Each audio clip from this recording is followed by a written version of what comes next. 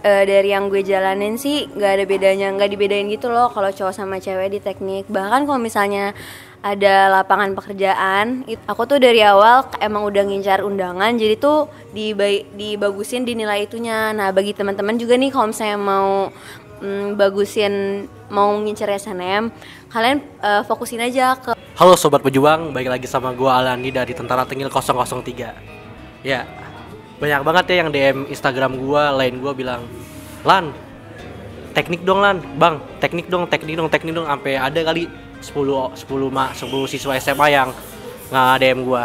Akhirnya gue sama tim Tentara Tengil berusaha nyari narasumber, dan narasumber kali ini bukan narasumber yang kaleng-kaleng ya, ini narasumber yang merupakan mahasiswa dari salah satu perguruan tinggi besar atau institut terkemuka di Indonesia. Kita langsung sambut aja, langsung aja masuk ke sesi Heart to Heart Tentara Tengil 003.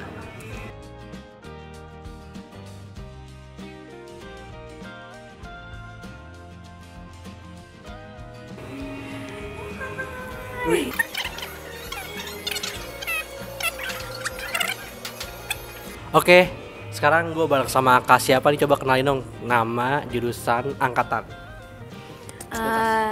Nama aku Syahnas Adiba, aku dari Fakultas Teknik Perminyakan dan Pertambangan ITB, aku angkatan 2017. Oke, Kak Syahnas, di sini kita sistemnya ngobrol-ngobrol santai aja ya kayak. Jadi kita tegang, kita boleh sambil makan, minum boleh. Jadi di sini gue mau ngasih tanya beberapa hal seputar FTTM, ITB atau perjalanan lo sampai masuk ITB itu seperti apa. Nanti kita korek-korek di sesi ini. Oke, sip. Kita langsung aja masuk ke pertanyaan pertama ya Kak.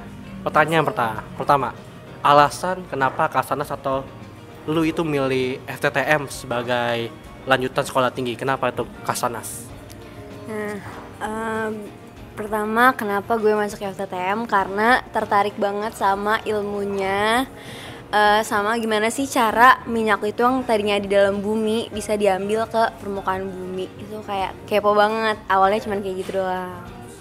Masuk FTTM ini ada pengaruh dari teman, gebetan, atau keluarga, atau gimana Kak?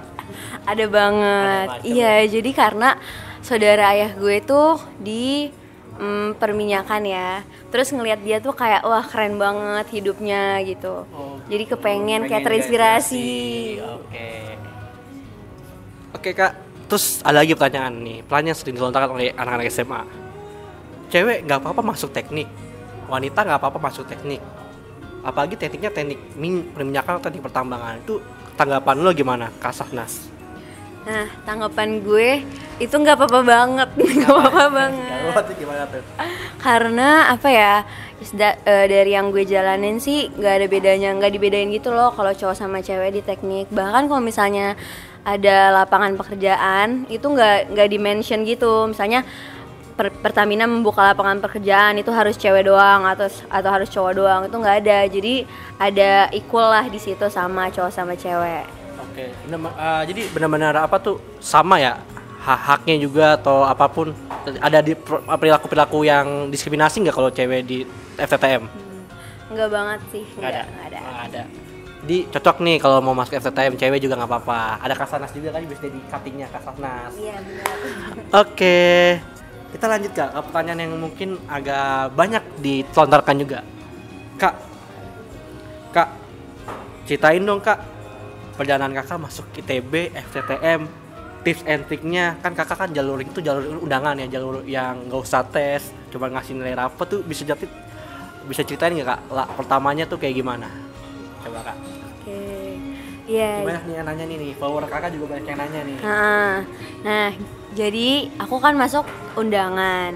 Nah, undangan itu dilihat dari nilai rapot semester 1 sampai semester 5. Dari kelas 1. Iya, dari kelas 1 SMA sampai 3 SMA yang semester 1. Nah, itu tuh yang dilihat tuh cuman pelajaran matematika, fisika, biologi, kimia, bahasa Indonesia, bahasa Inggris. Terus matematikanya tuh peminatan sama yang matematika umum. Nah itu jadi aku tuh dari awal emang udah ngincar undangan, jadi tuh dibagusin dinilai itunya. Nah bagi teman-teman juga nih kalau misalnya mau bagusin, mau ngincar SNM, kalian fokusin aja ke 8 pelajaran berapa sih itu? 6 6 mata pelajaran UN itu. Nah, terus terus banyak yang nanya juga kan, nilainya boleh turun apa enggak sih kak? Gak apa-apa kok turun, karena aku juga pernah turun. Jadi tuh dulu jauh apa gimana? jauh banget. Jadi tuh dari bahasa Inggris tuh dari 87 ke 80. Iya, jadi 7 poin. Jadi nggak apa-apa kok, nggak apa-apa banget turun karena yang dinilai itu rata-ratanya. Terus kalau misalnya mau ngincer SNM juga, pastiin nilai rata-rata kamu tuh paling tinggi di antara yang mau masuk jurusan itu. Misalnya aku waktu itu mau masuk FTTM, aku harus mastiin nih kalau nilai rata-rata aku tuh harus lebih tinggi daripada yang mau masuk FTTM lainnya gitu. Terus gue ada tambahan juga sih kalau buat SNM. Misalkan lu mau jurusan A, tapi senior kakak kelas lo nggak ada di jurusan A, lo bisa bandingin ke sekolah lain yang setara sama sekolah lo, nilainya berapa. Itu juga salah satu buat jadi nih. Terus kak, ada tips and trick khusus gak kak buat yang SBM juga sekalian deh, atau yang mau ITB? Kalau aku, tips dari aku tuh pokoknya buat motivasi. Jadi kalian harus tahu apa yang memotivasi kalian. Kalau aku tuh dulu bikin note nilai rapot aku. Jadi selalu ada di tempat pensil aku gitu. Jadi misalnya semester 1 aku berapa, rata-ratanya semester 2 berapa, semester. Nah, itu tuh secara enggak langsung memotivasi kalian, dan kalian juga harus bikin target. Misalnya TO pertama mungkin nggak bagus passing grade-nya. Terus nanti kalian harus bikin target harus lebih bagus lagi. Nah, kalau bisa itu tuh dibuat kayak daftar gitu. Jadi kalian harus berprogres. Oke. Cuman itu konsisten juga ya, progres konsisten juga. Oke, lanjut kak ke pertanyaan selanjutnya. FTTM itu ada jurusan apa sih kak? Terus juga kan setahu gua nih ya, di jurusan itu sebenarnya lo ada di jurusan lagi atau ada peminatan? Kira-kira tuh semua jurusan di ITB tuh ada peminatannya apa enggak kak? Gue mencoba tanya sama Kak Sanas, gimana kak? Iya. Nah, di ITB tuh kan sistemnya TPB ya, tahap persiapan bersama. Jadi pertama kali masuk tuh kalian tuh masih masuk FTTM-nya dulu, masih fakultasnya dulu. Terus itu tuh di FTTM tuh ada 4, ada minyak, tambang, geofisika, sama metalurgi. Nah, itu tuh kalian ngejalanin 1 tahun pertama dulu. Jadi nanti keluar IP-nya, baru kalian boleh milih jurusan yang kalian mau. Nah, kayak UN ya gitu ya? Iya, kayak UN. Jadi kalian masih bersaing lagi di dalam ITB untuk mendapatkan jurusan yang kalian mau. Oke, IP doang nih, nggak ada wawancara, nggak ada tes psikotes, nggak ada? Nggak ada IP doang. IP doang. Oke. Peminatannya? Oh ya. Sekarang dijelasin juga nggak itunya? Minyak apa, tambang apa gitu. Bebas nggak apa-apa. Nah, ya jadi kan ada 4 jurusan nih. Minyak, kalau minyak itu kita ngambil minyak dari bumi. Kalau batu bara tuh kita lebih ke yang padat, kita ngambil mineral padat, emas gitu-gitu. Kalau geofisika dia itu yang nyari-nyari nih di mana sih tempatnya minyak tuh. Jadi dia memetakan bumi, minyak tuh gimana, di mana. Mapping gitu Mapping.